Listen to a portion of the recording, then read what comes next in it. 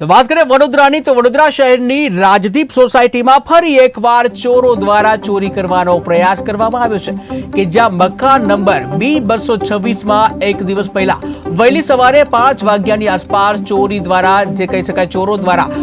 જે બંધ મકાનના તાળા તોડી ચોરીનો પ્રયાસ કરવામાં આવ્યો હતો, ત્યારે આસપાસના રહીશોને ઘટનાની જાણ થતા સીસીટીવીના આધારે જાણવા મળ્યું કે ચોરો દ્વારા કરવામાં આવેલો પ્રયાસ નિષ્ફળ ગયો છે।